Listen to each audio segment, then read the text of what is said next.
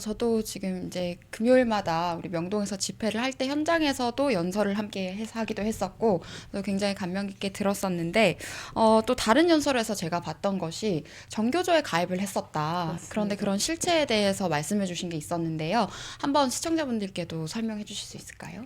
네, 제가 전교조가 된 계기는 일단 캐나다에서 살 때 거기는 PC주의가 굉장히 만연해 있어요. 그래서 네. 거기에 이제 젖어들면서 이게 올바른 것이다. 왜냐하면 캐나다 분위기 같은 경우에는 네. 20대인데 어떻게 다른 사람의 뭐 성적 다양성을 존중하지 않아? 뭐 네. 이런 분위기이기 때문에 네. 거기에 이제 젖어들어서 이제 좌파가 되어서 이제 돌아온 케이스인데요. 2017년 12월쯤에 이제 정교조에 가입을 했는데 텔레그램을 깔라고 하더라고요. 근데 네. 저는 거기까지는 이제 별 생각이 없었어요. 그런데 들어가라고 하는 단톡방이 뭐 민노총 서울지부, 뭐 민노총 어디 지부, 네. 뭐 전교조 서울지부, 전교조 어디 지부 이렇게 들어가라고 하니까 거기서 약간 당황을 했고 네. 이게 뭐 지금은 이제 많이 알려져서 뭐 전교조가 민노총 사나이다라는 네. 것을 많이 알고 있으시겠지만 저는 그 당시엔 사실 그 정도도 모르고 들어갔었어요. 그러니까요. 네. 그러시더라고요, 대부분.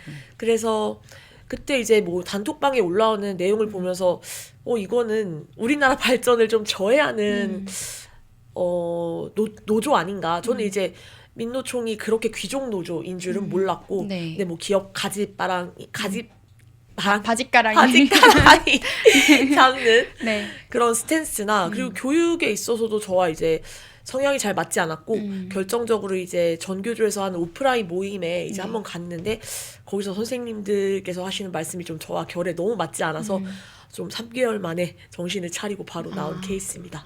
네. 그래도 짧은 기간 안에 실체를 다 보셨던 것 같아요. 네. 근데 이렇게 민노총이 여러분, 정교조, 언론노조, 공무원노조 전부 다 민노총 산하기관입니다. 이걸 모르시는 분들이 있는데 이걸 꼭 알아야 되고, 지금 민노총 홈페이지 들어가 보면은 북한으로부터 지령을 받은 것 같은 내용이 그대로 들어가 있어요. 그냥 북한 말투로 올라와 있는 글들도 굉장히 많거든요. 맞습니다. 네, 입장문이라고 올라와 있지만 북한의 조선중앙통신인가?스러운 내용들도 굉장히 많았는데, 그리고 하나 이제 말씀하신 것 중에 흥미로웠던 것이 리버럴에 대한 건데, 사실 지금 우리 당 내에도 그렇고 한국에서 보수를 사칭하는 사람들 중에 사실 리버럴에 가까운 사람들 굉장히 많잖아요. 저는 카멜레온 리버럴이다라고 이야기를 하는데, 이게 저는 성적 다양성이나 이런 걸 왜 정치적으로 공론화해야 하는지가 일단 이해가 되질 않거든요. 혹시 이 부분에 대한 생각이 있으실까요?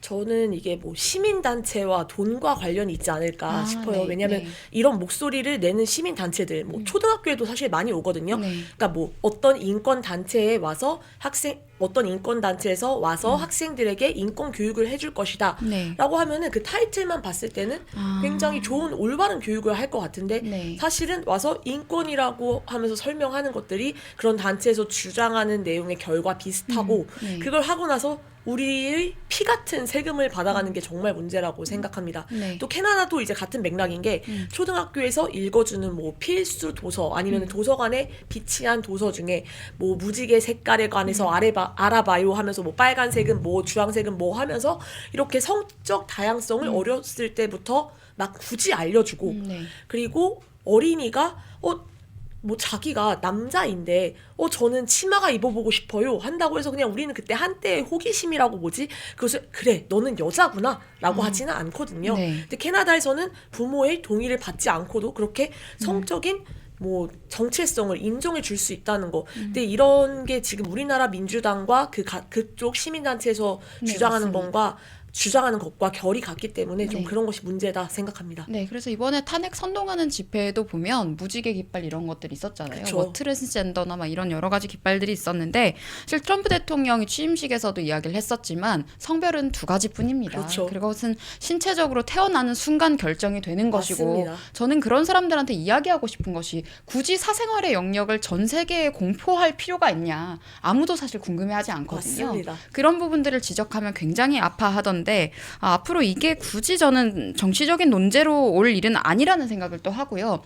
또 말씀하셨던 것처럼 문제가 되는 게 우리나라도 교실에 문재인 정부 당시부터 정교조 위주로 굉장히 그런 부적절한 도서들이 많이 전파가 된 바가 있습니다. 맞습니다. 그래서 이런 것들은 앞으로 우리가 교육 개혁을 해 나감에 있어서도 개선을 해야 될 방향성이다라는 생각이 들고요. 이것 외에도 이제 집회도 많이 가시고 이제 연설도 많이 하셨었는데, 이렇게 4개월 동안 치열하게 싸워 보시면서 혹시 느꼈던 소감이나 이런 것들이 있을까요? 제가 처음으로 이제 대학교 시국선언에 촬영을 네. 갔던 학교가 고려대학교인데요. 제가 이제 카메라를 켜놓고 나서 10분 정도 그냥 눈물만 이제 나더라고요. 네. 왜냐면은 그때 대진연의 방해가 엄청났어요. 근데 학생들이 정말 절규하는 목소리, 네. 그 진정성, 정말 그 학생들이 울부짖는 모습을 보면서 그 자리에서 정말 눈물이 나지 않을 수가 없었습니다. 그래서 네. 그런 모습이 인상 깊었고, 또 사실 저는 대진연을 언론을 통해서만 접했지 가서 실제로 보니까 대학생이 전혀 아니고 뭐 40, 50대 얼굴을 하고 있고, 근데 이런 것을 레거시 미디어에서 비춰주지 않는 것이 현실이구나.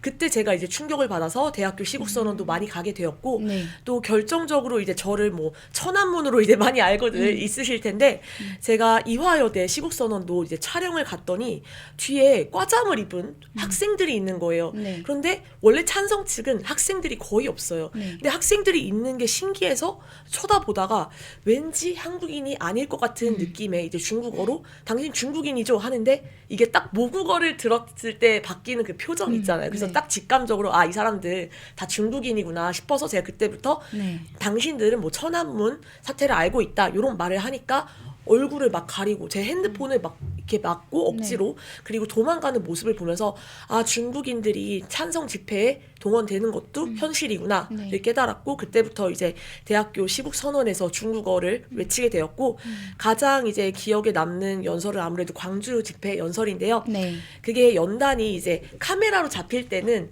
잘 안 보이겠지만 이중으로 되어 있어서 굉장히 높아요. 네. 그래서 올라갔을 때 높이가 굉장히 높아서 정말 저 끝까지 보이는 상황인데, 그날 정말 많은 우리 광주 시민분들께서 오셔서 진짜 끝이 보이지 않는 그 인파, 그리고 그때 집회 주최하는 세이브 코리아 측에서 스크린이랑 스피커 세트를 무려 3곳에 설치하셨어요. 한 군데, 두 군데, 세 군데 이렇게 쭉 있는데, 거리가 이제 상당히 있고 스피커도 굉장히 짱짱했는데 뒤에 끝까지 정말 시민분들이 많이 오셨고, 네. 또 그때 이제 맞불 집회라고 해가지고 찬성 측이 겨우 50m 떨어진 곳에서 이제 집회를 했는데 네. 너무나도 사람이 적었어요. 그래서 그런 게 레거시 미디어에서 그러니까 집회 현황을 제대로 보도하지 않아도 제 눈으로 보니까 이것이 현실이고 나는 알려야겠다, 이런 사명감을 더 갖게 된 것 같습니다. 네.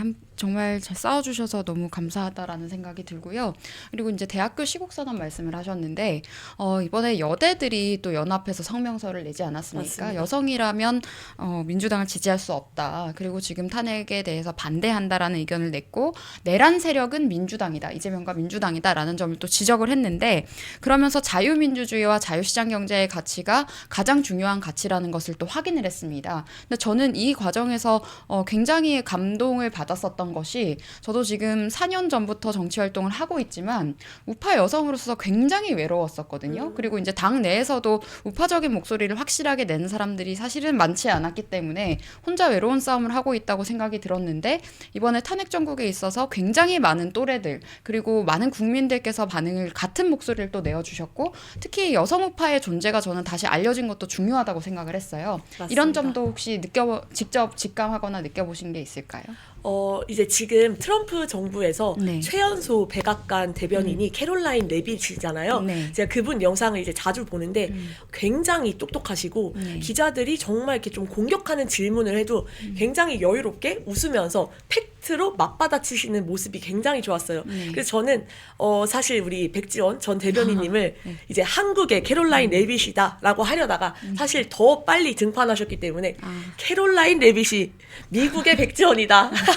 이런 말씀 드리고 싶고요. 네. 정말 우파 여성분들이 목소리 내는 게 예전엔 정말 극히 드물었는데, 지금은 뭐 저뿐만이 아니고 다른 여성 유튜버분들도 뭐 EXBC 허수님을 비롯해서 많이 있으시기 때문에 네. 그런 면에서 정말 이번에 예전에 박근혜 대통령님 탄핵 전국과는 분위기가 확연히 다르다 체감하고 있습니다. 정말 중요한 책 소개 하나만 드리려고 합니다. 여러분, 저희 환신골드 옆에 건국 대통령 이승만 1, 2권 세트가 놓여져 있습니다. 이승만 대통령님의 존영이 표지로 사용되는 거 여러분 보실 수 있는데, 올해는요 이승만 대통령 탄신 150주년 되는 해라고 합니다.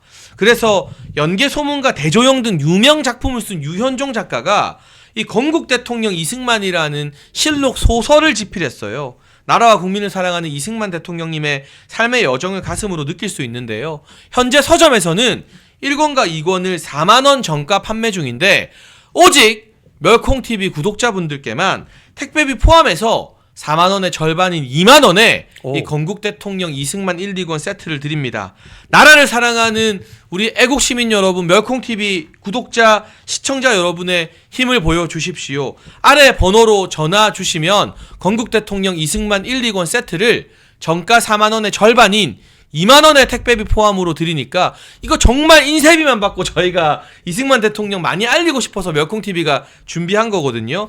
여러분 읽어보시고 자녀분들에게도 권해주시고 사무실에 집 서재에 이게 딱 놓여 있으면 그걸로 말 필요 없이 인증이 딱 되는 거예요. 맞아요. 제가 참 안타까운 게 이렇게 이제 젊은 청년들이 이제 연설하는 걸 자주 듣잖아요.